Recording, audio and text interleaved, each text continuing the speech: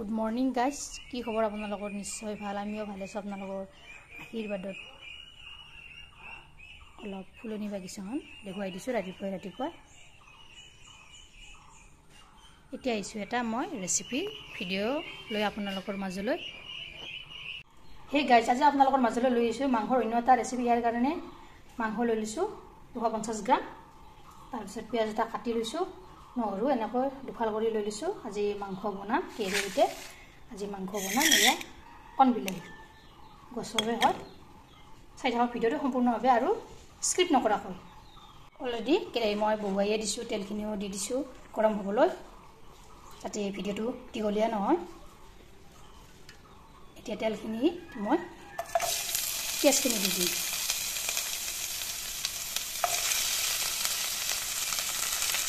নহৰুখিনিও দি দিলোঁ একেলগে।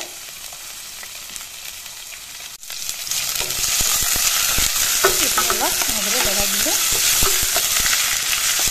পিঁয়াজখিনি আৰু নহৰুখিনি অলপ ৰংচঙীয়া হ'বলৈ দিম।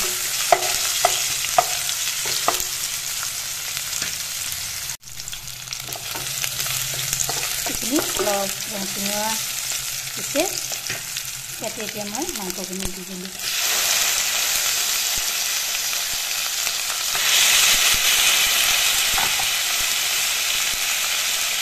হালধি গুড়ি দিছোঁ 1 চামুচ, জলকীয়া গুড়ি দিছোঁ 1 চামুচ, জিৰাৰ গুড়ি দিছোঁ 1 চামুচ, ধনিয়াৰ গুড়ি দিছোঁ 1 চামুচ, নিমখ দিছোঁ 1 চামুচ। এইখিনি এনেদৰে তলপৰ কৰি মই লৰাই লওঁ। মাংসখিনি এনেদৰে তলপৰ কৰি লৰাই দিছোঁ। তাৰপিছত দি দিম এয়া কণ বিলাহী দিছোঁ।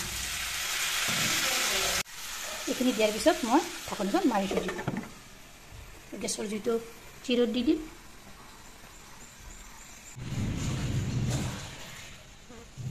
এয়া কেইমিনিটমান যোৱাৰ পিছত মই ঢাকনিখন গুচাই দিলোঁ। এইখিনি এই মাংসৰ পৰা এই পানী ওলাইছে, এনেকৈ তলপৰ কৰি লৰাই দিছোঁ।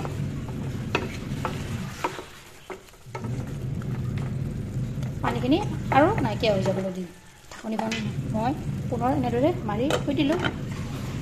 এনেকৈ কম জুইতে বনাব লাগে, আঞ্জাৰ টেষ্টিও হয়, খাবলৈও সোৱাদ লাগে। ঢাকনিখন পুনৰ এনেদৰে গুচাই দিলোঁ। দেখিছেনে পানীখিনি মোৰ নাইকিয়া হৈ গৈছে। ইয়াতে এতিয়া অলপ পানী দি দিছোঁ। ইয়াৰ বাতি পানী দি দিলোঁ।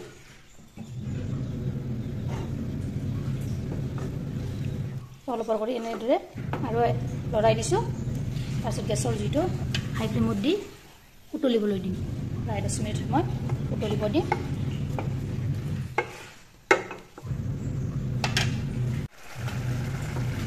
এয়া 10 মিনিট হৈ গ'ল এখন উতলিবলৈ।